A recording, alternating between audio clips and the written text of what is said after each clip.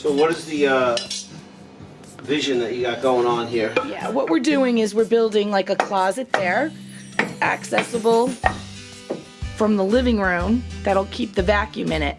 And then on this side, we're building a spot to put the Berkey. Is this custom, Kathy?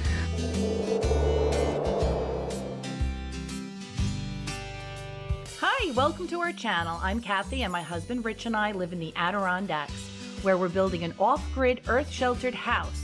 And yes, that means our home is covered with dirt.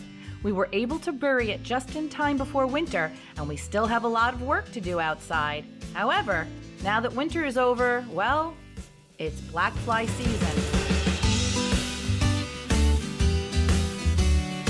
And that means we are working inside. The focus the last few months has been the kitchen, and you might be thinking, wow, a few months? However, we are doing everything ourselves, including all the customization, and trust me, there is a lot. From customizing our kitchen cabinets, to the built-in storage between the studs, and finally, what we're sharing today, the built-in Berkey water filtration station.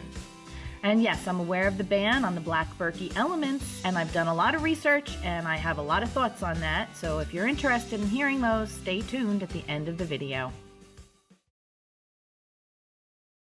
We've been using the Berkey to filter our water for more than 5 years now. On Long Island, our drinking water was already filtered and treated by the Water Authority, but we still use the Berkey to primarily filter out the chlorine and the rust from the pipes. Now that we live in the mountains, you might be wondering why we would still choose to filter our water. Everybody wants to know why we use the Berkey filter even here in the Adirondacks where the water's beautiful. But if you look in there, you could probably see all the sediment, so that's why.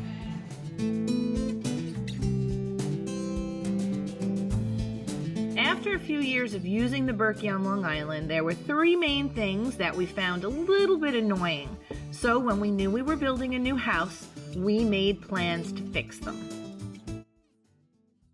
The Berkey is designed to sit on a countertop, but we knew we didn't want to do that for several reasons. 1, because we didn't want to give up that counter space. 2, because the spigot would have to stick out. And 3, because it would be way too high for us to see in the top. So we planned it into the extra space next to our refrigerator under the stairs. So what is the vision that you got going on here? Yeah, just measure in between those two right there. And make a piece. Yep. What we're doing is we're building like a closet there, accessible from the living room, that'll keep the vacuum in it. And then on this side, we're building a spot to put the Berkey. And if you don't know what the Berkey is, that is our, it's our water filter that we use every day for our basic drinking water. Is this custom, Kathy? Everything is custom in this house, Richie.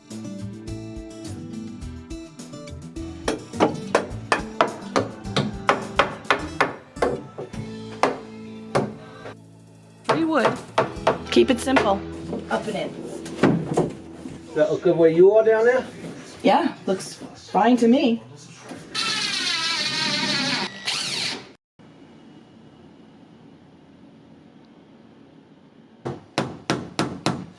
All right, I'm getting ready to close up this wall, and I just am taking video for my own personal reference. Hopefully Kathy will never delete this. Showing the wires in the wall, all the things I had to do. Metal plates everywhere. I made a little piece of block of wood just to hold my thermostat where that's going to be. Down here, I took an extra couple of minutes to make a little sort of clamp to hold these pipes with some foam rubber to keep them from rattling around on the wall. Shoved a little foam rubber down here where they go through the stud. And I made a little plate there for the corner. I know what you're thinking, this is all outside of the stud, but there was just no way around it. This is a post, and I didn't want to do anything to damage or notch that, and There's so many nails in it. I just didn't feel like there would be a problem to do this. Refrigerator's gonna hide all that. At least I can see the pipes. They can't move. Nothing's moving. We're good. No noise. Good work.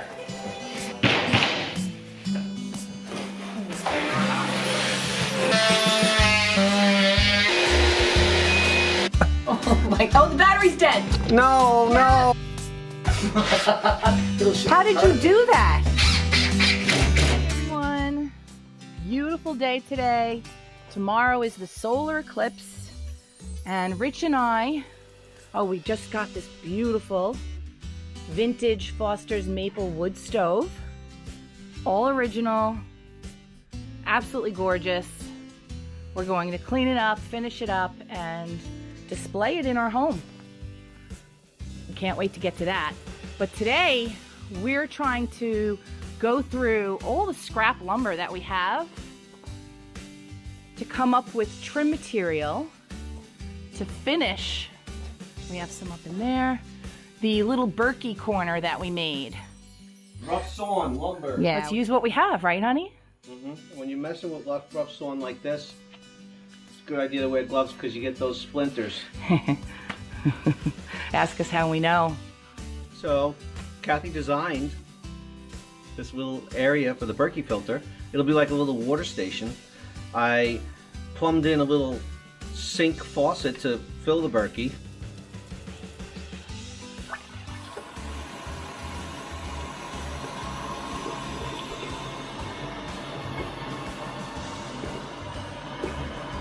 When we lived on Long Island, we filled it with Pots of water. We would just grab a big old pot, put it in the sink, fill it up with water, walk it over to the Berkey filter, and dump it in. And how many times did we have to do that? It took like 3 or 4 trips to Yeah. fill that Berkey up. It's a big Berkey. It's like the master at work. Wow, nice. Looks good, babe. I need to one more clamp. Just pull this back. Fix that. Make that tight. Yeah. Yay! No more filling the Berkey with pots. This should be nice and convenient. I just like the idea of having the filtered water because you never know what's in it. Now it's going to have a permanent home, and we're going to build a nice little base for it. With a little pull out. So you can put a pot there and fill it up with fresh filtered water. It's going to save us a lot of time running around trying to fill it, walking around to get water for it. It's right there in the kitchen next to the coffee pot. It's going to be great. And like we always say, we're creating a simpler life. But simple doesn't mean easy. So building this little station isn't easy, but in the long run, it'll save us a lot of time. And the area, it's right by the fridge. We want to make it look nice. So Yeah. it takes a little extra time. So It's going to be beautiful. I mean, So right now we're searching the garage for all the pieces of rough sawn lumber that we can find so we could finish trimming it out. We want to use what we have before we go buy more. all this rough sawn lumber, this is left over from last summer. It's going to be pretty much the trim throughout our entire house, and it's going to really look great. It looks so good when you sand it and poly it and stain it. Yeah. Not necessarily in that order, but yeah. It's going to really pop. Everything is going to look great.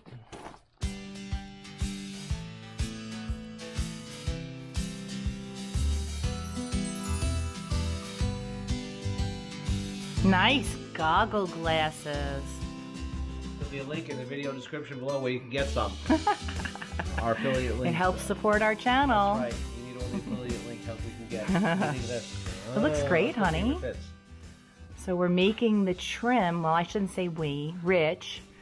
We found all the pieces the other day that we can use, and we're getting them cut up. Before, after. Big difference, right? Yeah. All right, let's go check it, Okay. and then we got to make the next piece. Yep, one piece at a time.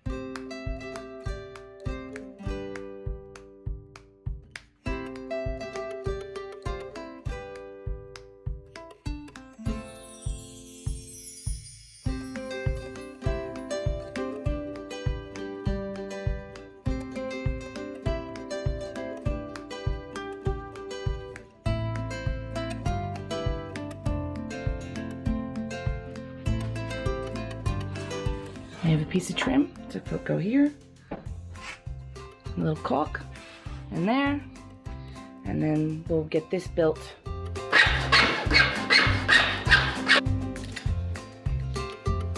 I did get a little bit off. Let's see what it looks like. Custom. I don't want to put nails in it. How are you gonna hold it on there? I'm thinking maybe put some caulking. Okay. It looks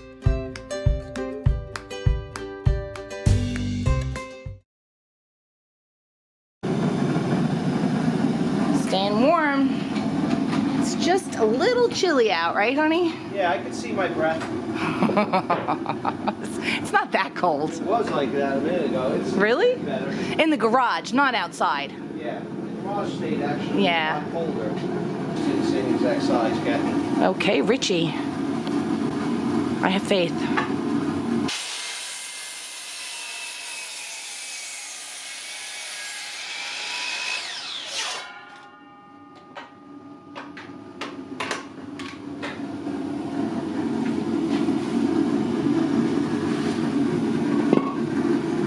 There you go. Beautiful. Alright, so you got posts. Gotta sand them up. And stain them up.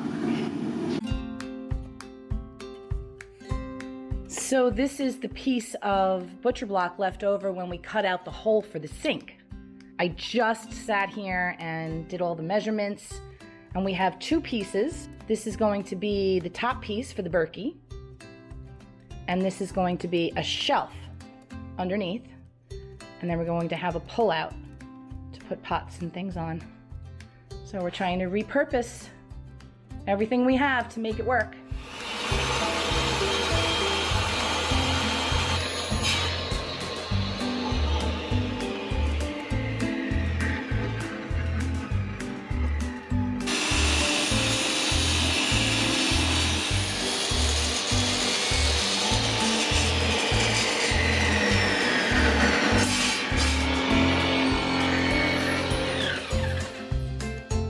Is this safe with these strings hanging? Please, tuck those in.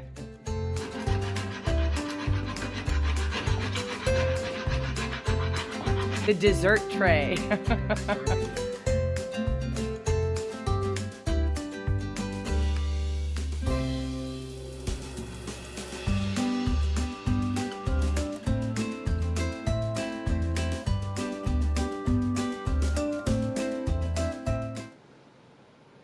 I hear a noise.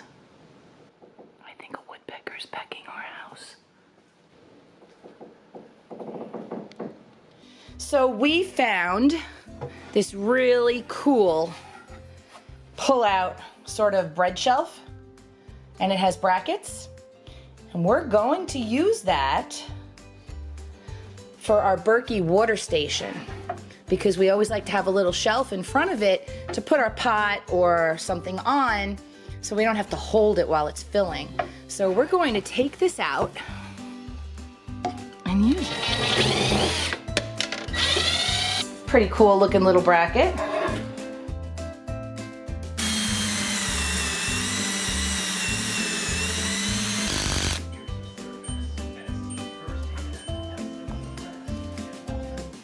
Teamwork makes the dream work, right, baby? You don't want to use too many of these screws because they're very expensive, Kathy.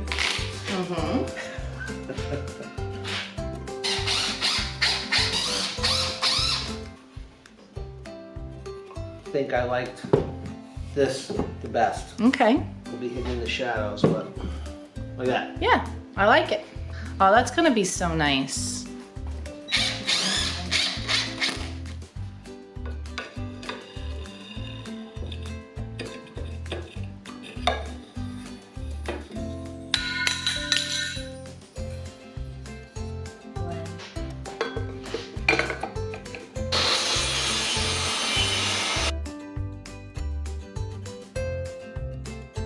Just hold that up for the camera, the part you did, so we could see it faced on the head on. It's beautiful. Looks great. A little darker. It's actually nice. It matches the top Yeah. a little bit better. You know what I mean? Yep. All right, we'll let that dry.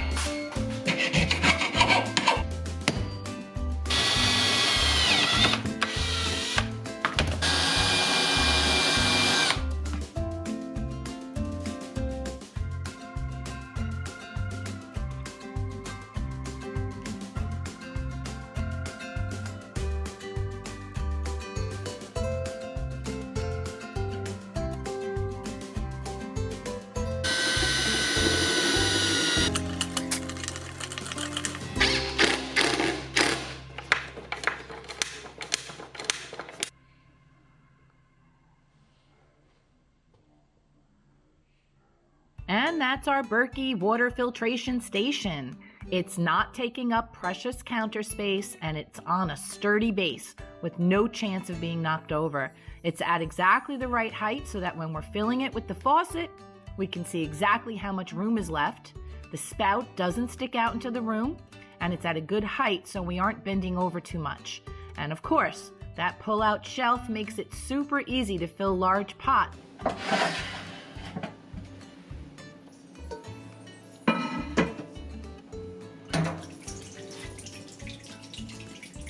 So easy. It came out so good, honey. Filtered water. Yeah, thank you. It's important. Yes, it is. It's super simple and super convenient.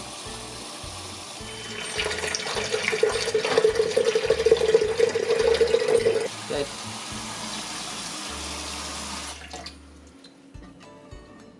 Now, if we could just buy more filters, because I'm down to my last one, and I really don't want to have to buy a knockoff that probably has lead in it. And that brings me to the EPA ban. The EPA ban on the black Berkey water filters. As a science teacher and having taught college, one thing I'm really good at is research. So I can honestly say that I researched the heck out of what is going on with this ban. And I mean, I even used the Wayback Machine to see what's been said in the past on all the sites. And I can honestly say I ended up with more questions than answers. Before I tell you my thoughts, I just want to stress that you should absolutely do your own research. Do not simply believe what you see, hear, or read. Do your own deep dive so that you can understand what's going on for yourself. So here's my thoughts and questions after researching. The whole dispute comes down to silver. Apparently, Berkey uses silver in their black Berkey filter elements to prevent mold from growing in them, which is very common and goes all the way back to the 50s. The problem is that the EPA classifies silver as a pesticide, and they now want Berkey to label their black filters as containing a pesticide. Of course, when I read that, I thought, wow, a pesticide in a water filter? That's a deal breaker. I mean, we've really all been taught how bad pesticides are for the human body. But that's where the questions came in. How bad could silver really be? And, of course, it's not bad.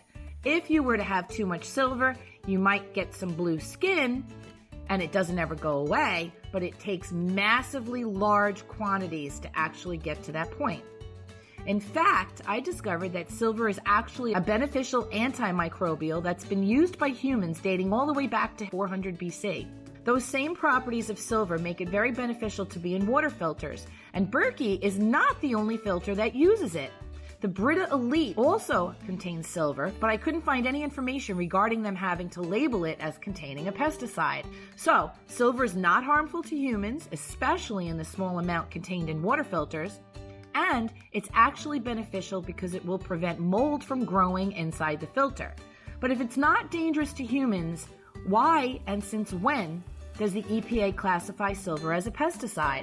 Interestingly enough, it was classified as a pesticide in 1954, right around the same time that pharmaceutical antibiotics became popular. I'm not saying that was on purpose, but I definitely find the timing very interesting.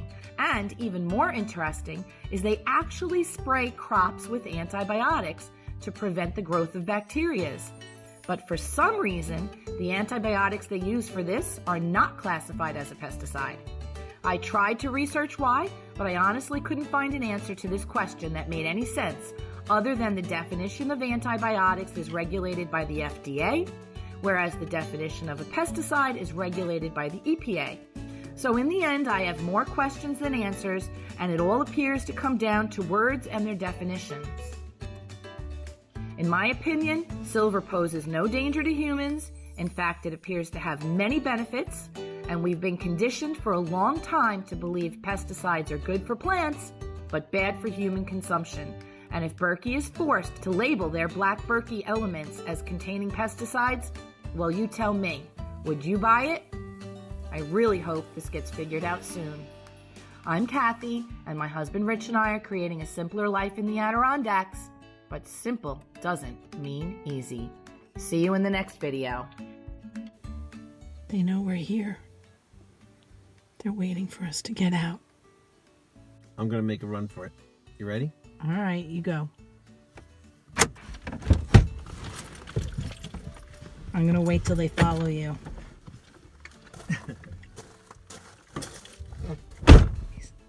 Black fly season's awful.